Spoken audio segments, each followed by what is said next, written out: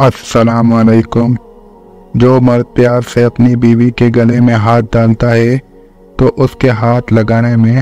حضرت جابر بن عبداللہ رضی اللہ عنہما سے روایت ہے، انہوں نے فرمایا یہودی کہا کرتے تھے کہ جو کوئی پچھلی طرف سے ہو کر عورت سے اگلی طرف میں مباشرت کرتا ہے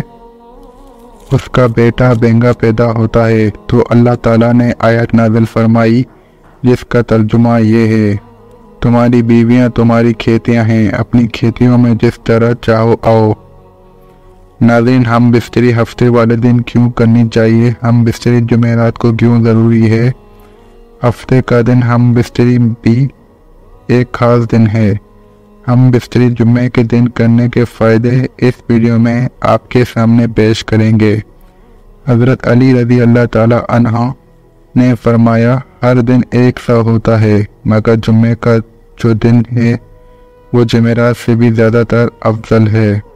حضرت عائشہ صدیقہ رضی اللہ تعالی عنہا نے عرض کیا یا رسول اللہ صلی اللہ علیہ وسلم، عورتوں کو تو بہت سا ثواب مل گیا ہے، مردوں کے بارے میں بھی ارشاد فرمائیے۔ یہ سن کر نبی پاک صلی اللہ علیہ وسلم مسکرائے اور فرمایا مرد عورت کا ہاتھ پکڑ کر مانوس کرتا ہے تو اس کے لیے ایک نیکی لکھی جاتی ہے۔ جو مرد پیار سے اپنی بیوی کے گلے میں ہاتھ ڈالتا ہے تو اس کے ہاتھ لگانے میں 10 نیکیاں لکھی جاتی ہیں۔ جب وہ اپنی بیوی سے مباشرت کرتا ہے تو دنیا مافیہ سے افضل ہوتا ہے۔ جب غسل کرتا ہے تو بدن کے جس بال پر سے پانی گزرتا ہے اس کے لیے ہر بال کے بدلے میں ایک نیکی لکھی جاتی ہے اور ایک گناہ معاف ہو جاتا ہے اور ایک درجہ بلند کر دیا جاتا ہے، اور غسل کرنے کے عوض میں جو چیز دی جاتی ہے وہ دنیا و حفیظ سے بہتر ہوتی ہے، اور بے شک اللہ تعالیٰ اس پر فخر کرتا ہے اور فرشتوں سے کہتا ہے کہ میرے بندے کی طرف دیکھو کہ اسی سرد رات میں غسل جنابت کے لیے اٹھا ہے اور اس بات پر یقین رکھتا ہے کہ میں اس کا رب ہوں۔ تم اس بات پر گواہ رہو میں نے اس کو بخش دیا۔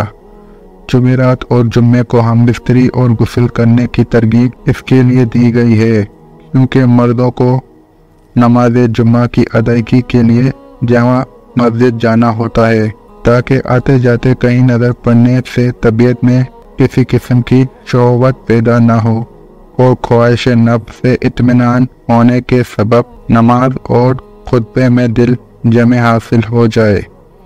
حدیث نبوی صلی اللہ علیہ وسلم ہے کہ مرد کا اپنی بیوی کے ساتھ اکٹھے ایک بستر میں سونا افضل ہے۔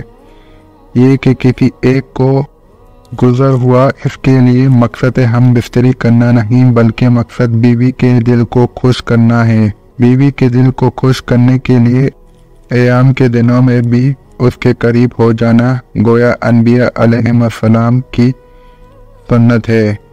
بیوی سے ہم بستری یعنی جمع کے لیے دن کی نسبت رات کا وقت زیادہ اچھا ہے، اور اسلامی مہینوں کے پہلے 15ویں اور آخری رات کے علاوہ بقیہ راتوں میں ہم بستری کرنا چاہیے، کیونکہ روایات سے معلوم ہوتا ہے کہ ان 3 راتوں میں شیاطین زمین پر زیادہ پھیلتے ہیں، اور ہفتے کے اعتبار سے جمعے کی شب میں بعض فقہا نے جمع یعنی ہم بستری کو مستحب لکھا ہے، اور شب میں بھی شروع حصے کی بنسبت شب کا آخری حصہ زیادہ مناسب ہے کہ رات کے حصوں میں سو لیا جائے تاکہ دن بھر کی تھکن سے راحت ملے اور مکمل سکون حاصل ہو۔ اور ایک فائدہ یہ بھی ہے کہ رات کا تھوڑا حصہ ہی جنابت یعنی ناپاکی میں گزرے گا، البتہ رات کا اتنا آخری حصہ بھی نہ ہو کہ پھر دوبارہ آرام کا وقت نہ رہے۔ کچھ دیر اس کے بعد بھی آرام کر لینا چاہیے۔ جب خاوند کو اپنی بیوی کے پاس آنے کی حاجت ہو تو اس کا طریقہ یہ ہے کہ بیوی کے ساتھ کمرے میں اس وقت اور کوئی نہ ہو، حتیٰ کہ شیر خواب بچہ بھی نہ ہو۔ وہاں اگر بچہ سویا ہوا ہو تو کوئی مذائقہ نہیں۔ شریعت نے میاں بیوی کو اختیار دیا ہے کہ وہ دن میں یا رات میں کسی بھی حصے میں مباشرت یا ہم بستری کو سر انجام دے سکتے ہیں۔ شرعی تقاضا یہ بھی ہے کہ جس قسم کی محبت کی توقع مرد اپنی بیوی سے کرتا ہے اسی طرح کی توقع بیوی بھی اپنے شوہر سے کرتی ہے۔ اخلاقی طور پر یہ مناسب نہیں کہ شوہر اچانک آئے اور اپنا مطلب نکال کر یعنی ہم بستر ہو کر جمع کر کے چلا جائے کہ بیوی بدستور تشنا رہے گی جس سے اس کو تشویش اور حیرانی لاحق ہوگی، لیکن اگر اس ازدواجی ملاپ کو بخوبی سر انجام دیا جائے تو بیوی کے لیے بھی یہ مرحلہ آسان ہوگا۔ خاوند کو چاہیے کہ جب وہ اپنی ضرورت پوری کر لے تو بیوی کے پاس سے فوراً نہ ہٹے، کیونکہ اس سے بھی بیوی کو تشویش لاحق ہوتی ہے، بلکہ مرد اس کے بعد بیوی کے ساتھ تعدیل موجود رہے تاحال کہ یہ یقین ہو جائے کہ بیوی کی حاجات بھی پوری ہو چکی ہے اور مرد کا بھی ساتھ موجود ہے۔ حضرت ابو ہریرہ رضی اللہ تعالی عنہ سے روایت ہے کہ رسول اللہ صلی اللہ علیہ وسلم نے فرمایا، جس نے حیض والی عورت سے مباشرت کی یا عورت کی طبر میں مباشرت کی یا کسی کا ان کے پاس گیا اور اس سے غیبی معاملات کے بارے میں کچھ پوچھا